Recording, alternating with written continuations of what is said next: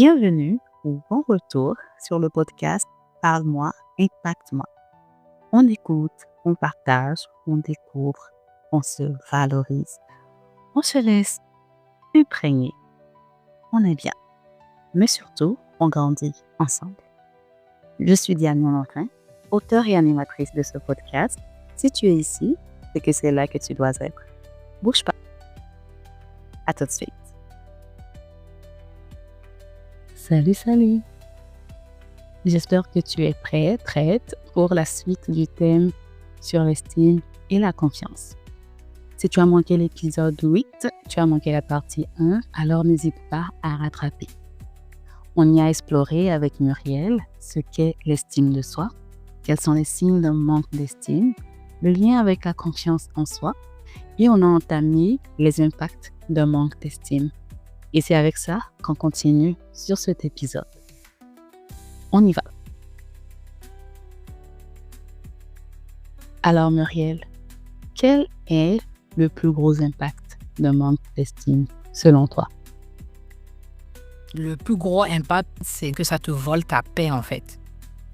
De ne jamais être en paix parce qu'on n'est jamais avec soi-même, parce qu'on est inconfortable à être avec soi-même. On n'est pas confortable avec qui on est à l'intérieur parce qu'on pense que qui on est n'est pas bien, n'est pas beau, n'est pas belle. Donc, finalement, tu fuis, en fait, qui tu es. Et c'est sûr que tu ne peux pas avoir la paix quand tu refuses et rejettes la personne que tu es. Intéressant.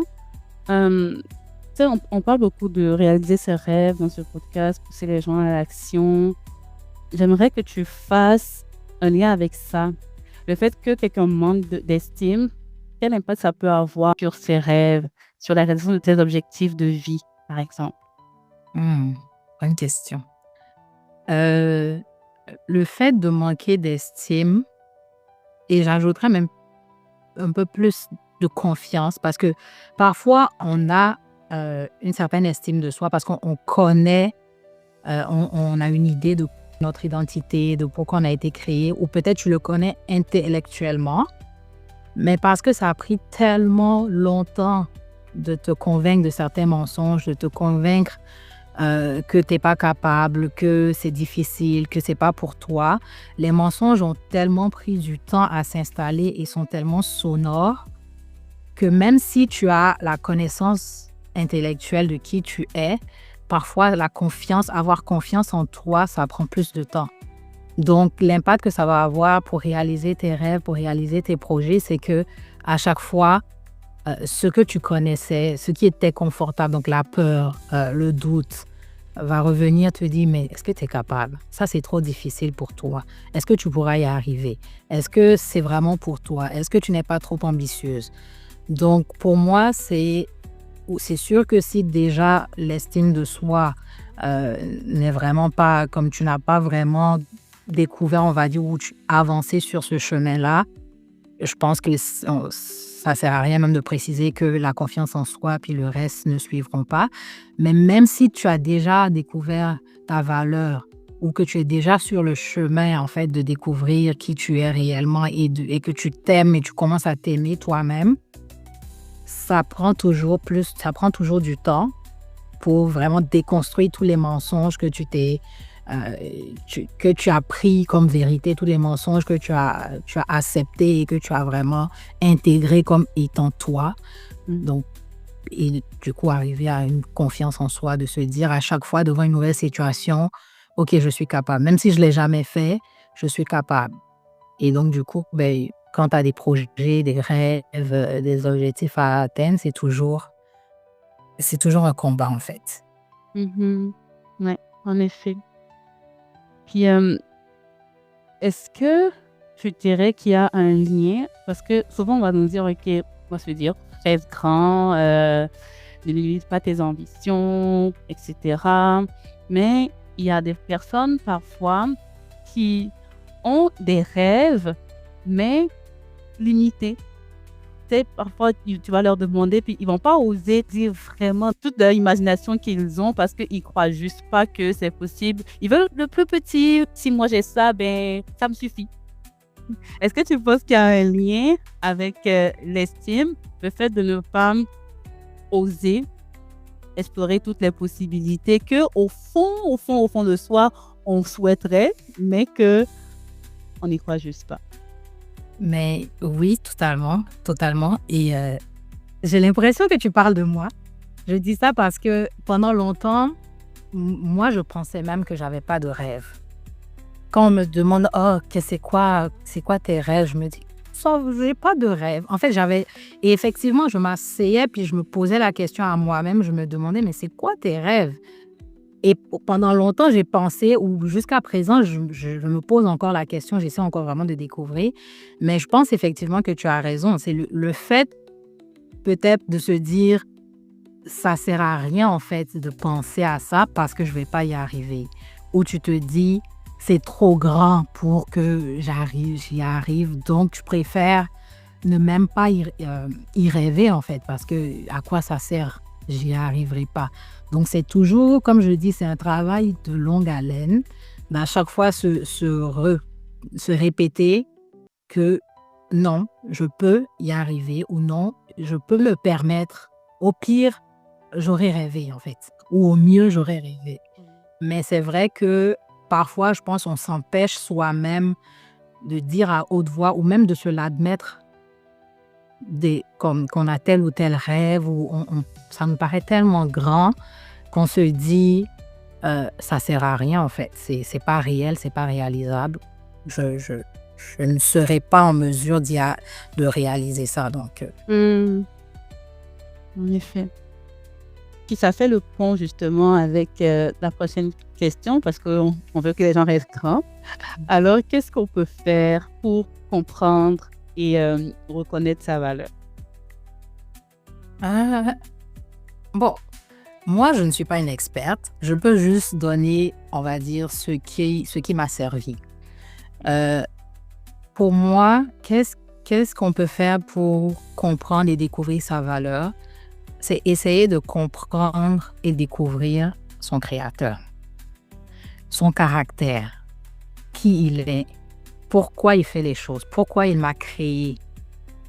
Et je pense que comme ça te permet aussi de découvrir qui tu es. Parce que tu comprends qui est celui qui t'a créé, tu peux facilement comprendre la créature que tu es. Et ensuite, donc petit à petit, comme je disais aussi, prendre le temps parfois d'être seul, d'apprécier sa propre compagnie, de ne pas rejeter ses pensées, comme ces réflexions qui te viennent quand tu es seul, quand comme dans le secret de ton cœur, de tes pensées. Ne fais pas taire en fait les voix que tu entends. Ça parle, ça veut te dire quelque chose sur toi. Donc, prends le temps d'écouter et parfois même de dialoguer avec, de te poser des questions, en fait, de te remettre en question. Pourquoi j'ai pensé ça? Pourquoi je ressens ça? Pourquoi je me suis sentie comme ceci? Ça te permet davantage d'apprendre à te connaître et à tomber amoureux avec toi-même, en fait. Mhm. C'est très pertinent ce que tu dis, parce que justement, parfois, on va avoir des pensées ou des ressentis qu'on se dit, oh my God, faut surtout pas que je pense à ça. C'est pas normal, c'est mauvais, je ne devrais pas ressentir ça et tout. Au lieu justement, oui, d'accueillir cette émotion ou cette pensée-là, puis justement, comme tu dis, de se poser la question, qu'est-ce qui fait que je me sens comme ça? Qu'est-ce qui fait que je ressens cela? Au lieu de tout de suite étiqueter ce qu'on ressent. Ça, c'est très, très sain. Auto-juger, en fait. On s'auto-juge et on se dit, OK, c'est une mauvaise pensée, je la mets de côté. Ça veut dire que je ne suis pas quelqu'un de bien. Non.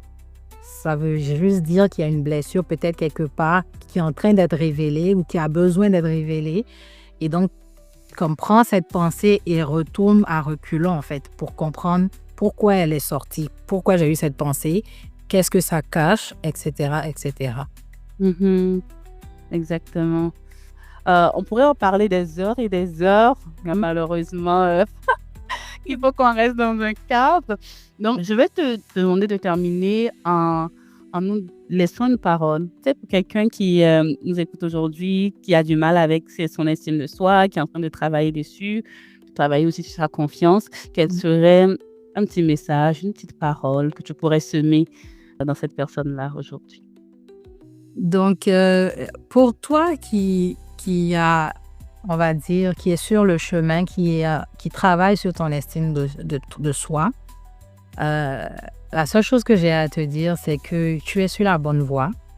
Le plus gros est fait parce que le premier pas est toujours le plus lourd à poser et tu n'es pas seul. Et surtout, n'oublie pas, tu as une façon unique et totalement singulière que Dieu a de s'exprimer au monde.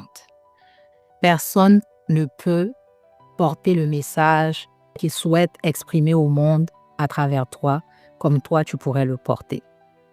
Donc, voilà ce que je dirais à cette personne. Et c'est sur cette magnifique note qu'on termine notre échange avec Muriel.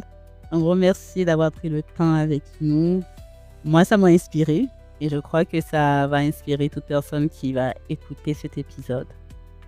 Merci d'avoir été là. Aime-toi toi-même. Aime-toi d'abord. L'appel à l'action d'aujourd'hui est simple mais puissant. Déclare avec moi, j'ai de la valeur. Je suis une personne digne et inestimable. Je suis la prunelle des yeux du Dieu qui m'a créé. Je suis pleinement capable de faire tout ce qu'il m'appelle à faire. J'ai de la valeur. Je suis une personne digne et inestimable. Je suis la prunelle des yeux du Dieu qui m'a créé. Je suis pleinement capable de faire tout ce qu'il m'appelle à faire.